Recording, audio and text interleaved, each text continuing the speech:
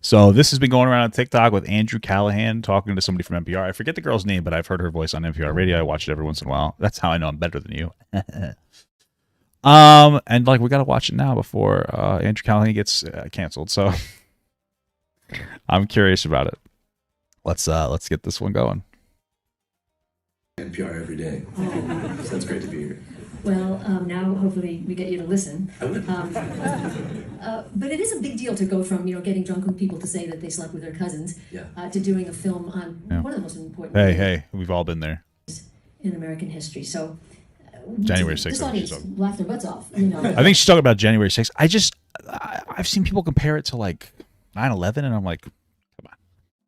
I'm sure it was scary for a lot of people, but come on, 9/11.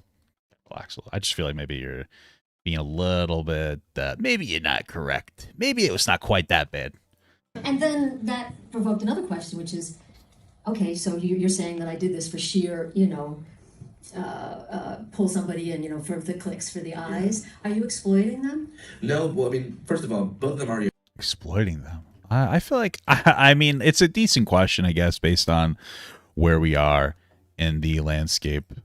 Because like the internet is kind of weird, but I don't think it's exploiting somebody to like record them with their consent. A lot of them are just having fun. That's like their 15 seconds of fame to them. I don't think it's exploitative at all, but are major influencers themselves. Exploiting themselves, yeah. Not exploiting themselves. I mean, Gum Gang enjoys doing stunts. He lives in Central Florida. That's how he supports his family. He shoots himself in the testicle area with potato guns, smokes out of a fish, makes music. Joker Gang's a pretty successful tattoo model. They're both friends of mine. They wanted to fight. I just kind of stepped in to document something that's already happening. So I don't really film people who aren't already filming themselves. Well, and this idea, that is a fight. I guess my next question is, and I do want to get to some of these incredible moments like the QAnon family, but there's a real whiff of false equivalency. We constantly see these insurrectionists who have been told not just that the election was false, but that Democrats rape babies and then eat them. They're pitted constantly against Antifa and Black Lives Matters protesters when we know that Antifa is a stunningly small kind of gathering without a leader movement. And well, sure, but like also Antifa is like a bunch of annoying kids that go to rallies that probably don't have the best intentions for the rallies. They're just like usually a bunch of white kids that are just going to cause trouble. They're not as organized as something like the Proud Boys, and they're definitely not as bad as something like the Proud Boys, but they're still not.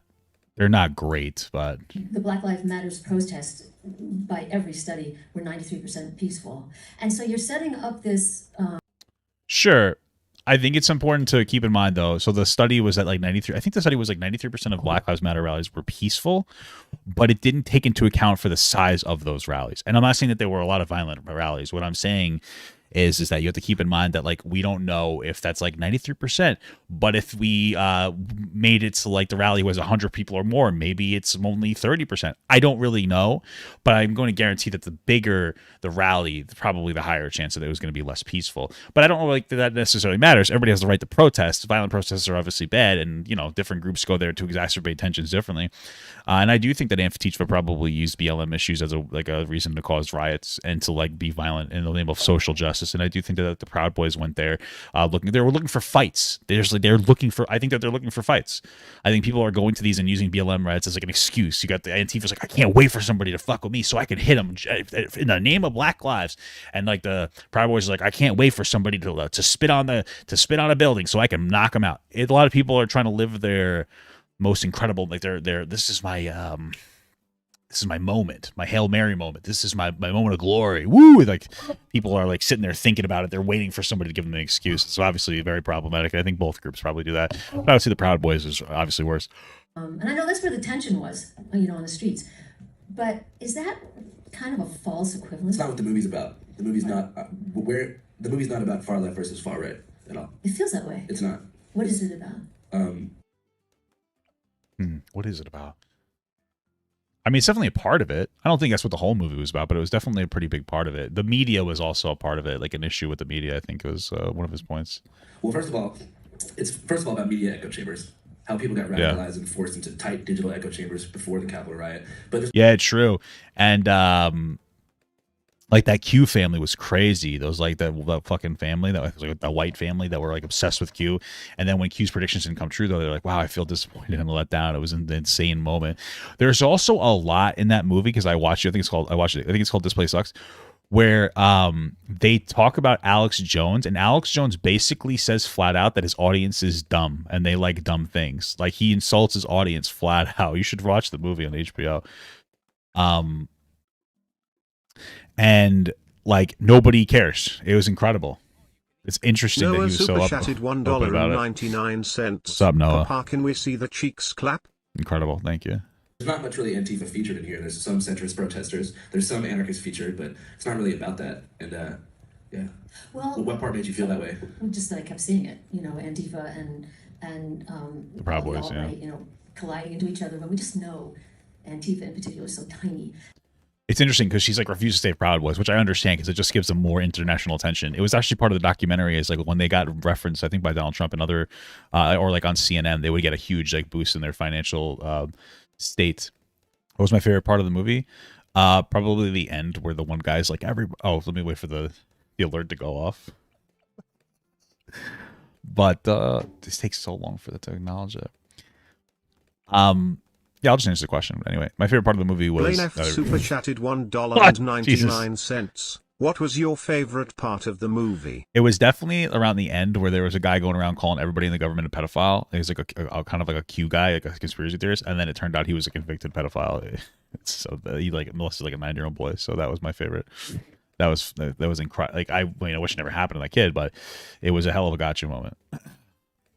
And when we know the stats about the right, and we know that 40% of Americans believe that the election was stolen, that's a big number. Yeah, That's You true. know, 30% I of think that's what this movie's mostly about, is Yeah. following the right wing. I think following the fringe left would be a separate thing. But the point is that most conservatives, especially during that time, believed the election was stolen. Whereas Antifa, or the radical left, if you want to call it, is a very small portion of what you would consider liberal. But the problem is... you should say that. So. Yeah, what I'm kind of framing is that right-wing media, they used Antifa as the ultimate strawman. Like Tucker Carlson referred to Antifa as paramilitary groups of Joe Biden voters. Whereas MSNBC, I'm not even going to name anybody, but I'm just going to say centrist liberal media wants to make it seem like they don't exist and like all the protests were peaceful. But my question is, what's the problem with non-peaceful protests? Why the constant emphasis on the protests were mostly peaceful? Why not talk to the people involved in the non-peaceful protests and actually figure out what's on their mind, as opposed to try to categorize everything as completely peaceful to prove a political point? Because the anger and the tension was there. So no, I don't think the movie is trying to frame Antifa versus the Proud. It's interesting, the concept of like, who cares if it was not peaceful? I guess as long as nobody got hurt. Like, I guess to find a peaceful protest. I mean, I guess I define a peaceful protest as nobody getting hurt, but maybe you could just define it as one that's not, full of anger, which, I could also see why people would be full of anger. So, interesting point to make. Boys at all. I think it's more of it's following I think my movie follows a conglomerate of InfoWars subscribers, Oath Keepers, 3%ers, Proud Boys, and general QAnon lore followers, and it shows them mobilizing in public, and the people that show up to confront them in public are anti-fascist protesters. So I don't think the movie draws any kind of equivalency between far left and far right, but it does show the circus that unfolds in public political clashes, which generally follows the news beat. And how about what you just said about the media? And I don't want to spend too much time on this, and I am not carrying Don Lemon's water. But this idea that, both, you call it the left, I call it mainstream media, in deference to my progressive... I call it liberal media. Yeah, I don't. Not In leftist deference media. to like Amy Goodman and Democracy Now! And people who really are progressive media. Mainstream media, and then there's absolute right-wing media. And Well, like Fox News is mainstream, though. I don't know what she's talking about, but okay. So you don't consider Fox mainstream media? not when you got Tucker Carlson saying that. It's mainstream media. Well, It is. considered so by people at more media. Fox is to definitely the right. mainstream media. Yeah. But they lie. How's that mainstream? Everybody lies. I believe that they've done a statistic that shows like Fox News lies more. But yeah, okay, it's still mainstream media. No, I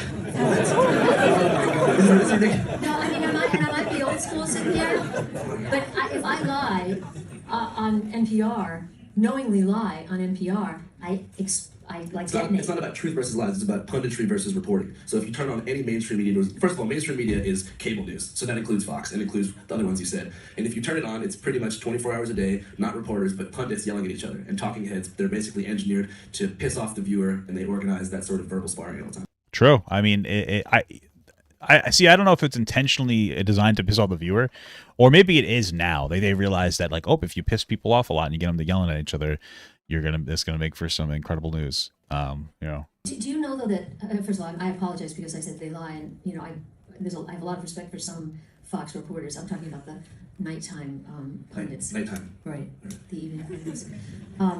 But there are some, I know you sigh, I hear you. There are some of us in what I call mainstream media who actually think that, as opposed to, what you just said, setting up this divide, that mainstream media actually waited way too long to report on the Alex Jones of the world and Mark Levin's, the people behind this divide that we're seeing right now. I just don't see the equivalency. I'm not drawing an equivalency. I'm saying the mainstream media echo chamber stokes culture wars. Yeah, he's just saying that there's a lot of bad of it. Like, listen, man, again, with the whole, Donald Trump, when he got into office, there was like the idea of Russian collusion. And I think it was a good investigation to do. They did the investigation. They found out like Trump wasn't like colluding with Russia. But like Russia was running defense for Trump. They were trying to get him elected. That's what it seemed like, with all their like disinformation campaigns through like Facebook and even like, you know, YouTube and shit like that. They were, especially like Facebook and Instagram, that's what I meant. They were running these huge campaigns. They were putting out misinformation. Then they were signal boosting it. So they'd have like an account that would come up with some bullshit fake news. And then they would have a bunch of bot accounts signal out that, like, as if like a 10 million, or not 10 million, but like 10,000 people watched it. And they're like, oh my God. And it just lends to like this idea of credibility. Right. And so, but the problem is that the mainstream media was like progressive media was constantly saying, oh, every day it was like, oh, Trump watch. Like, let's see what he did today. Let's see what he did today. And it's not a healthy dynamic to engage in. That's not a good thing to constantly stoke that flame and be like, oh, there might be something on today. Blah, blah, blah.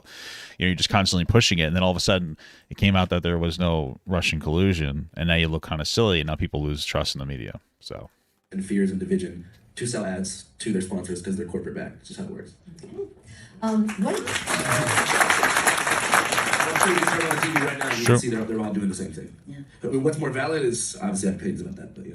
Yeah, we'll have to pay the bills. 1-800-909-287. What did you want to get from Alex Jones? Interviews about his plans to storm the Capitol. Interviews about what he meant by 1776, meaning Americans had to defend democracy by any means necessary. Yeah, it makes sense. What's interesting is that if you watch the interview, like he talks about how like Alex Jones wasn't there in the interview. Like he wasn't there on January 6th. He's like stoked the flames and like really encouraged it, but he wasn't there, you know? An explanation of how his business model worked and what he thought about America at the time before the Capitol riot. Yeah. The drinking with him while he lifted weights. I'm serious. I mean, you know, this is one of the most despicable Americans in our history.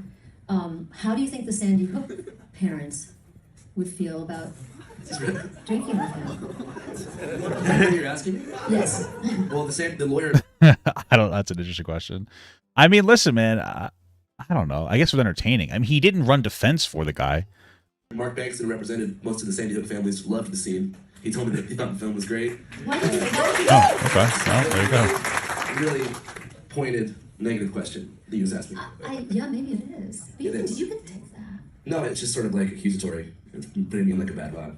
Oh, I'm sorry. That's true. Why did I do it? Well, I don't know. It's still a reasonable question, Why I did guess. you do it? I'm But curious. There's certain surreal moments that just happen when you're filming something like this that you would feel remiss to not put in the final cut of your movie. Like But when why did it happen? I'm just curious. What happened? he asked me if I wanted to see his gym. Okay, we got to the gym. He took his shirt off, started lifting weights, and then he asked me if I wanted to try.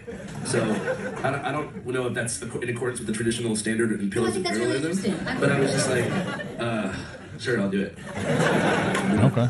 Yeah, might as well. I find that interesting. I mean, part of it is that like he made Alex Jones feel so comfortable that like he was willing to have the interview with the guy, and I think that that's a pretty big deal. I mean, I think it speaks to something that he was able to get Alex Jones to be like, all right, I'll do an interview with you. Like that's nuts. I think, like, and the motivation is to make him comfortable to keep talking, and that's what he did. You know, so yeah, good for him. That happened. Extraordinary moments. The family, the QAnon family.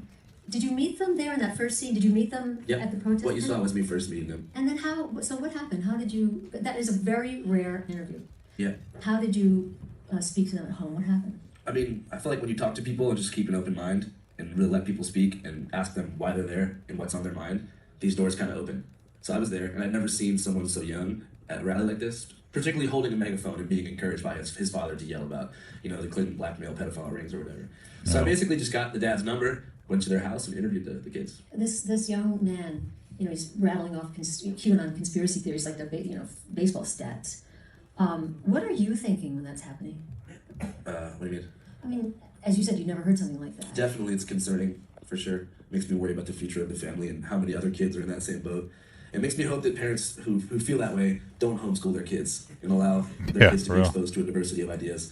And it just made me wish that, with that scene, I hope that people can watch that and just maybe don't get their kids super involved in politics and let them make their own decisions. I couldn't help but juxtapose that little kid with your nephew, was it? Yeah, Roman, my nephew. And I felt bad for the little kid, too. For Roman? No. He's having the time of his life. No, the comparison was pretty amazing. And when you saw the kid again, did you go back? I mean, was this how much time later was that? I met up with the family about 3 months after the Capitol riot to kind of figure out where they're at. And spoiler alert, I'm going to tell you guys what they said. I know you guys just saw it. It was interesting because the kid was very much like, oh, the storm didn't happen. And the storm was supposed to be a mass arrest event where Trump had mobilized the military and arrested. Yeah. I mean, honestly, when that happened, it was almost like they got snapped out of it. It was incredible.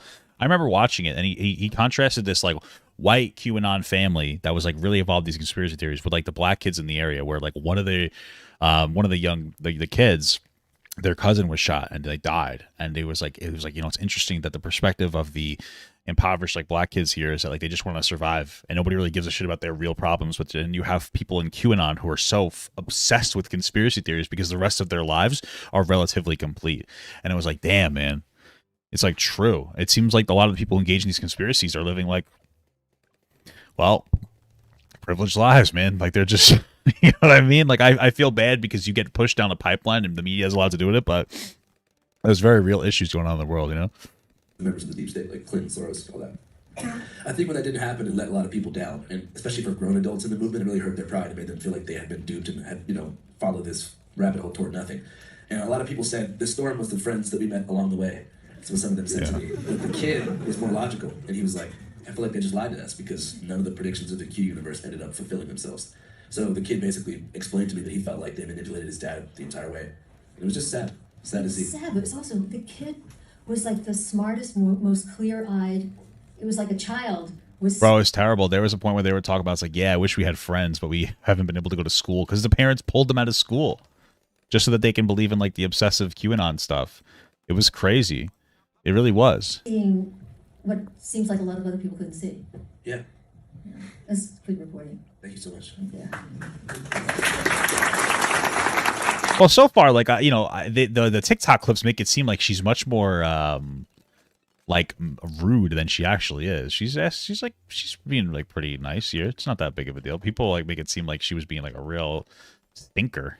She's like a real. That's what I saw. So, but good thing I watched the whole thing. Does everyone know who Jerry Springer is, or is like I'm so dating myself? Okay, so the purpose of the scene is it's a double-edged sword because most young people my age are not engaged in politics, so they're not going to want to watch a movie that is specifically about the Capitol riot. You were on their side. You were dancing on the stage, with the Proud Boy rapper, and has anyone from the right told you they felt betrayed by you? Well, just to clarify, no one thinks that I'm on their side. Everyone that I was interviewing at these, different right-wing events, I wasn't lying to them and telling them that I was. I'm not saying you did, but they would have thought that. Yeah. Not really. I think. But that was like a little bit of the implication. I can understand why he would like want to, press around that. Sure. I think that a lot of people felt like I've spoken to some conservatives and they felt like I didn't give enough credence to like voter fraud theories. Which, I mean, I've heard them all, but I haven't heard anything that makes any sense. So, like I said, I think a lot of people on the right wing, their pride got hurt after the Capitol riot, especially because they no longer backed the blue at that point. I think that was a crucial lapse in character. Yeah, and maybe hurt again by, seeing it up on the screen, expecting a different outcome, Yeah. And talk about your methods, because you don't correct them in real time. Yeah, it doesn't work. Yeah, no, I can see why. He's there to like get a picture of what people are saying and be like, hey, this is what this person's saying. He asks him some basic questions, but he doesn't really push back too much. It's not a debate platform, but it's very effective in like telling people. I mean, Andrew creates an atmosphere where people feel comfortable to say like, oh, ABCDXYZ, their true thoughts about it, like a thing. He gives them their moment to shine, and then he just shows people what they're saying, and a lot of times it makes them look silly. I mean, to try to slam dunk or belittle someone or catch them in a contradiction might be appealing to a more liberal viewer who just wants to demonize these people and make them feel as dumb as possible. But in reality, I actually am more curious about how they got there and how they were radicalized and what we can do to help people like that in the future, as opposed to slam dunking on someone for the benefit of my viewership. That's fair. Is there possibly another reason to do it? Because I can see someone seeing this film and believing it or having their thinking confirmed. Again, 40% of Americans think. Wait, you're saying believing the Stop the Steal conspiracy? Not just in this film, but in any film where a reporter doesn't, like Donnie, Donnie O'Sullivan. Well, that's not fair though. Like it is about this film. Like if she's saying like, oh, there could be videos where if you don't give enough pushback, they could have the outcome of people believing what's going on, like the Stop the Steal kind of a thing. The thing is that the narrative of the video wasn't to try to justify it. It was just to listen to people and their frustrations and to make them humanize them, so that people are like, oh, they're real people going through their own weird struggle in their own way, and we shouldn't ostracize them just because of that, but we should understand that these theories are like dangerous. That's what I got out of the movie. I feel like that's what most people are going to get out of the movie. Her line of questioning is a little sussy, What you're saying is you think that someone could watch this movie and then become a Stop the Steal? No. I'm thinking that somebody who already believes it could see it and think, yeah, that's right, because there's no correction. I'm saying that there's another possibility. Well, yeah, but somebody who already believes in like the Stop the Steal isn't going to change their perspective because Andrew Callaghan went there with like a video.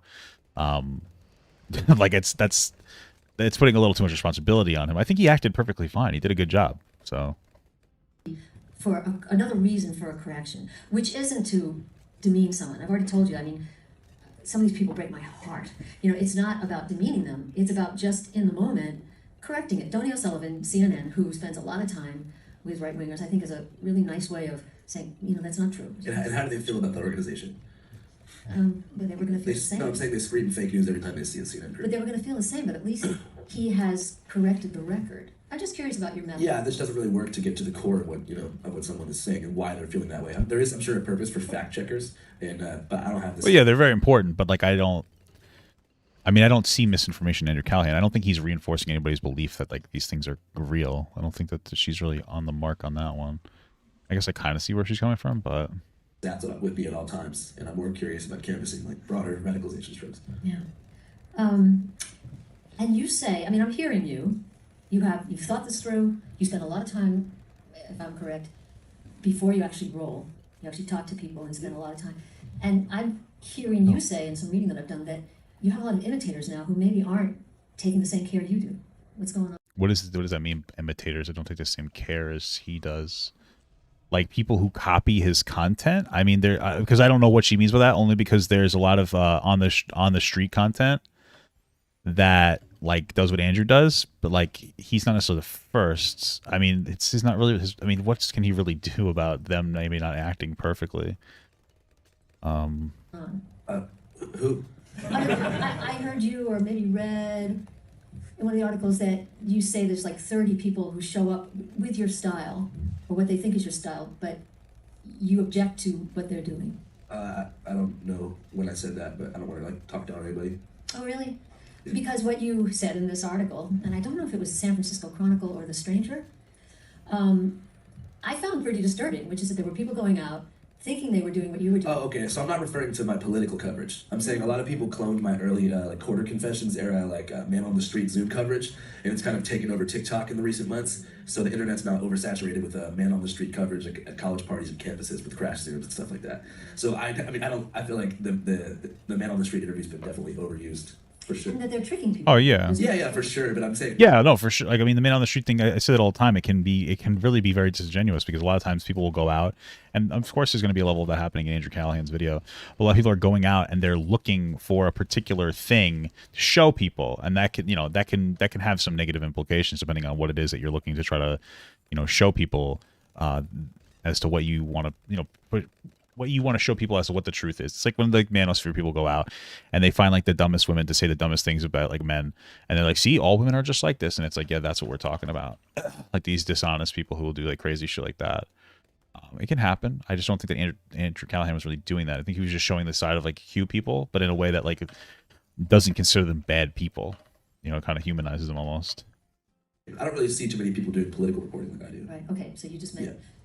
But it sounds like in your view, that's a more abusive form of journalism. What? They're tricking people, is what the phrase you use. Let's move on. Yeah. If it's not meaningful to you, I don't. Yeah. I want. I can't get fired. We have no corporate backing. There's no whispering in my ear telling me how I have to cover something. I have no limits as far as that. Is that what happened with your previous venture? Was it because you were told? All Gas No Breaks was more or less, taken away from me because I was focusing to cover political issues like the protests in Portland and Minneapolis, and doing things media. The company that owned All Gas No Breaks was trying to make me pivot back toward party content, like college parties, because they thought it was more marketable for their brand. Oh, yeah, that makes sense. I remember that was like a while ago. He lost his connection with them. He also wasn't getting paid very well, and he was doing all the work. And apparently he just wanted to do something that he felt was more important, which is And the furry convention stuff was very funny. I think that you should sprinkle that in sometimes, but he wants to focus more on like this type of political content, which makes sense. Mm-hmm. That had a sting. They even took the RV. I understand. They took the RV, but we got a new one. It's all good. I was tired of living in the RV at that point. I had to live with poison. I think you did just fine. I think we can talk in this room about the ending because we all saw the movie. Yeah. What happened with the biggest proponent of the pedophile conspiracies who turned out to be a convicted pedophile? When did you start investigating that? Oh, I knew it the whole time. Oh my God. Well, okay, now some would say that's burying the headline. Why did you? Who would say that? When you say someone would say that, it says something It's about kind what of you're a saying. joke in reporting. Yeah, you should go watch the movie. It's I think it's called This Place Sucks on HBO.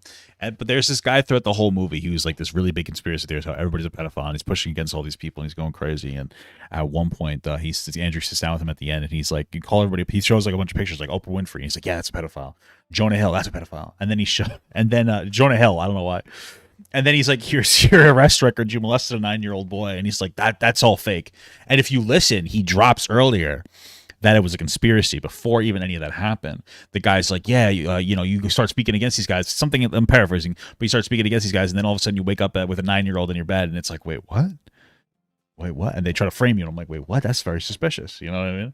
And I had already it's called This Place Rules. Oh, okay. Well, I had already known about it because that's the clip that made me want to watch it, was like them catching him on that stuff.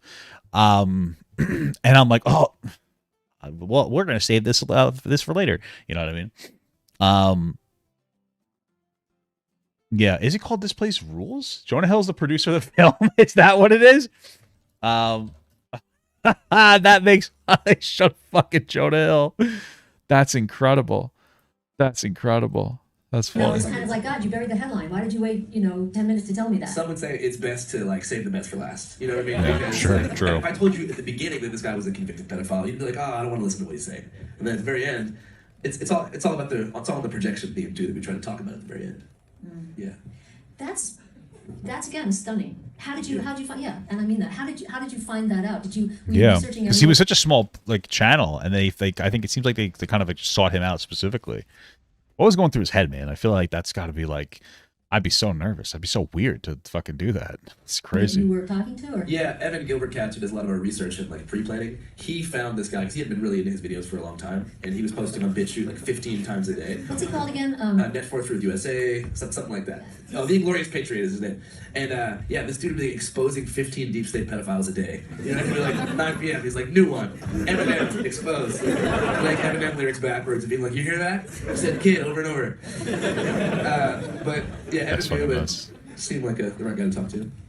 He does a lot of numbers, maybe like 5,000 views a day. But when you're talking about the tightest far-right echo chamber, that's a pretty big number. Yeah, that's fair. How did you feel sitting with him, knowing what you knew? It's a pretty scary feeling. Like definitely that confrontation, Chris Hansen style scene that I filmed with him at the end was probably the scariest scene that I filmed in my career reporting, because I'm not typically confrontational, but I had to do this part. He had a loaded gun on his waist, which is not allowed to have that, being a registered sex offender and everything. So, Oh my that was God. tough, for sure. I was scared. Jesus. Well, and what about the Okay. fact that you spent a lot of time with Enrico Tarrio, who's You think that actually like ruined his credibility, or you think that people just didn't care because they're so lost in the sauce with this conspiracy that like they're like, oh yeah, like he already dropped the people like, yeah, I already have this fake thing against me, guys.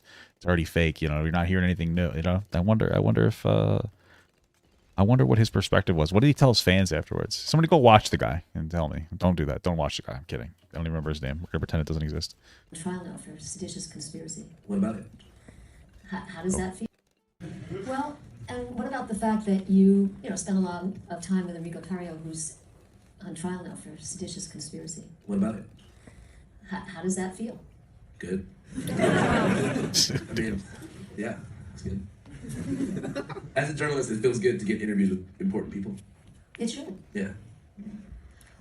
Somebody asked, do you think The election was stolen. Yeah. feel free to reveal that right now. And on my program later, cut this down. Do you feel you ever manipulated people? Or, sometimes I'd see you nodding when, Alex Jones was talking. I do that too. I'm just kind of going, I hear you. Yeah, so you do like, yep, yeah. Like I'll say yeah sometimes, but I'm not saying yes to what you're saying. I'm just like, yep, I'm hearing you. Okay, yeah, that's normal, I feel, right? But do you ever feel that you were communicating to people? You say they didn't think you were on their side, but do you ever feel that you did do any of that to get an interview? No, not really. I mean, half the time when you see me nodding, I'm pretty much like spacing out entirely. That's kind of how I am. And after, I'm like, wow, that was a great interview. No, I don't think so. I mean, by not actively, part of what a journalist does is not necessarily revealing your hands. Try to remain objective and don't actively reveal your cards or your personal opinion or bias in the moment. So no, I don't feel that I'm manipulating. Yeah. What happens going forward, especially with this film out? A lot of people knew you and your oversized jacket, Yeah. and your hair. You're pretty identifiable. Thank you. The bobblehead, you could, because you. I am dropping a bobblehead in February. Are you? I would have told you. Wow. But is it going to be harder for you to wade into situations? The Andrew Callaghan bobblehead. It's really interesting. Because I know people already know this, and I'm going to do a little bit of venting, but obviously I used to be big on TikTok. Oh, did you guys know that? And I lost my TikTok platform, and I was at 2.5 million. And then I had a pretty strong YouTube following, and I was like, 188,000. But I restarted to do this smaller channel because it didn't have the proportionality. There were a lot of people who followed me when I wasn't that didn't really engage with my content anymore. I'm like, you know what? I want to do 2023 rebuilding a platform, just one last time, for the hope that I'll reach a new audience and generate a new following, people who enjoy the content I'm making right now. And it's weird though, because I took such a step back, and it's like an ego hit. And then you see people that I saw 2 years ago doing better than they were, and I'm doing worse than I was 2 years ago. It's frustrating. And I already also know that I've only been doing this for 2 or 3 years, and a lot of other people are putting so much time and energy and effort into it. And so I don't deserve to be, any level of famous at all, in general, but, especially I don't deserve to explode, but it's like an ego hit, and it's so interesting to see other people and damn, I wish I was doing a little better. That's how I feel. That's how I felt watching this movie. I'm like, damn, this is an impressive movie. I wish I was doing a little bit better. I just wish. So that's 2023's hope. We're a weekend, guys, and we're not famous. What's happening? Just kidding. But yeah, manifesting that into the atmosphere, I guess. If I say the wrong thing on this press tour, possibly, but with the coverage alone, no. Let's see. But is it going to be harder for you to wade into situations? If I say the wrong thing on this press tour, possibly, but with the coverage alone, Hey, what's up? I don't think so. As long as we stay independent, I think that we'll be okay. Yeah. But I don't know. I'm just gonna get right back into the field as soon as this is over. We're gonna head to the border, do some border crisis coverage. And is this for an HBO special? Or? No, for Channel 5. For Channel 5. Yeah. What do you want to do there? There's so many things. At the border? Yeah. Document the refugee crisis. Okay. Cool. I mentioned the comparison to Hunter Thompson isn't one, and I could be wrong, but this is what I thought I'd read, that it's not one that you really embrace. Why? Because he's a writer. And he just talked a lot about taking drugs and such, and that was kind of what his gonzo was taking acid at the Kentucky Derby, which respect to that, but I'm just not really a drug guy, so I don't really like the comparison that much. But he's definitely a legend. Rest in peace to Hunter Thompson for sure. But I'm more inspired by Louis Theroux and the early Daily Show stuff. Yeah. Well, and I thought, again, I could have misread something, but I thought you said something pretty profound. You just kind of said it, whereas Hunter Thompson, his thing seemed to be, getting on drugs or drunk and going to a baseball game. So, kind of messed up, but at a very kind of standard thing. Whereas your thing is you very soberly. Sometimes. That we can tell. You'd be surprised. I thought he stopped drinking. Somebody told me that, but okay. We can tell. But at least your demeanor is very sober, and that arm is out, and you go into chaos. Yeah. He's the chaos. Exactly. See, you nailed it. That was perfect. Fine. Exactly it. He is the storm. I go into the storm. Literally. The storm's coming. Well, but I wondered too if it's also because I loved Hunter Thompson. You met him before? Yeah, I mean, I'm old. What was he like? He was actually very sober. And I think the takeaway with Hunter Thompson is it's kind of Shakespearean. I wondered if you used it as a cautionary tale as well. Here's a guy who was a terrific writer, but he created this character, and then when he just wanted to do straight ahead, fantastic reporting outlets, he had a hard time getting outlets to pick him up because he was gonzo. It's funny, I actually didn't even know that. It's very interesting. So you're saying in the latter half of his career, before he kind of moved to Colorado in isolation, he wanted to do more straight-laced, like factual reporting? And he couldn't. And They wanted him to be crazy acid guy. no, there are those who did, and then there are those who thought he was, and that's not what they wanted. Interesting. So the expectation wasn't met. Yeah. Cool. And- Man, I wish he was alive. I'd love to talk to him. He is a big inspiration. I just he more inspired my hitchhiking adventures, like some of my teenage journeys and like the road philosophy, road warrior stuff. Me too. Yeah, for sure. Did you sneak in and out of KOAs because you couldn't pay for them? Oh yeah. I feel so bad about that. 50 years ago, but anyway. Yeah, and yet, he took his life. I mean, Yeah. I'm just asking you No, it's separately, how do you go forward? If people have an expectation of you that you're going to be a certain way, now maybe you're going to want to be a certain way, but you're 25. So do you worry about becoming so much of a brand that you can't move out of it? No. Interesting. That good. division, because Well, I feel like that's like a lot of people. They might feel like so pigeonholed into a particular, doing a particular thing that they can't move out of it. But I mean, he seems to be doing what he wants to do already. Like he left all gas, no brakes, so that he could do this. So I don't really see how that would be necessarily like a struggle that he has. He seems to be doing exactly what he wants to do, and good for him. Good for him. I just feel like mainstream media didn't do enough to expose some of these voices like Alex. He's been around for decades. They're doing a lot right now. Yeah, a little late, Been but on for a few months. yeah. Wait till January 6th in a couple days. Turn on the TV. There's gonna be tears. Or turn on your movie. Yeah, exactly. Andrew, thank you so much. I Thanks really for having appreciated me. speaking to you. I appreciated all your questions here. I don't know if we have any more. I'm talking now because my earphone failed. Anybody got something? Want to yell something out? Oh, Seems really stressful putting yourself in these kinds of situations. So was it stressful? How do you deal Yes, it with was stressful. Putting yourself. It was pretty stressful. It's still stressful. that? How do you deal with that? I don't know. Yeah. Good amount of sleep, vitamins. Do you feel safe? No. Kind of, depends. Right now, I feel safe. But yeah. Ukraine did not feel safe. Million Bag Mark's not that safe. It just depends who you're talking to. It depends how late it is at nighttime. It depends if you're trying to be on the front lines or get like a bat, I don't know. No, not really. All right. Well, I think we're going to thank you, and we're going to thank all. One question. Why not? We don't usually do this, but go ahead. In all the verbal sparring you've heard, what's the best comeback you've ever heard? Best comeback in my whole life? Yes. You've heard a lot of fights. One time I was at a conservative rally in Atlanta, and there was some counter protesters on the other side, and they were arguing about politics, and some dude just yelled, "Your mom has an OnlyFans!" And ran off at top speed. I was like, who is that guy? We tried to track him down, but he was gone. Flash of lightning. And that was a single contribution to the political discourse. Thank you, Callaghan. Thank you so much. Okay. Yeah, that's a good video. I'm happy I watched it. I want Papa Gut to pee on my face, but just as a friend. There's nothing weird about that. I want him to pee on my face.